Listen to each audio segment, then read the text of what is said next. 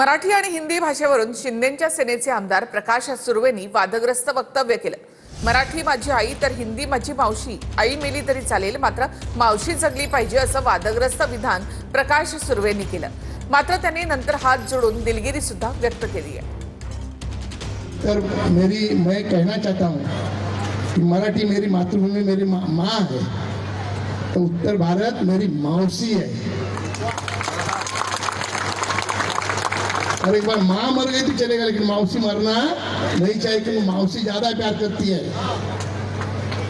तो माँ से ज्यादा प्यार आपने मुझे दिया है, तो यही प्यार मेरे साथियों के लिए भी बरकरार रखो। मराठी नुसती भाषा नाही तर ही आमची संस्कृती आहे। देवेंद्र फडणवीसांची एकंदरीत या भाषा विषयाच्या अनुषंगाने असणारी भूमिका म्हणजे माय मरो आणि मावशी वाचो अशाच स्वरूपाची आहे। आणि त्यांचे जे मित्रपक्ष आहेत हे शांत पद्धतीने शांत डोक्याने हा सगळा खेळ बघत आहेत। आता निवडणुकीच्या तोंडावर विशिष्ट समाजाच्या मतांवर डोळा ठेवून किंवा ती एक गटा मतं मिळवण्यासाठी ही अशी लाचार विधानं करण्याची वेळ यांच्यावर आलेली आहे। यापुढे जी काही वक्तव्य कराल ती विचारपूर्वक करा, अन्यथा मराठी नागरिक किंवा मराठी जनता पेटून उठली की तुम्हाला सळो की पळो केल्याशिवाय राहणार नाही।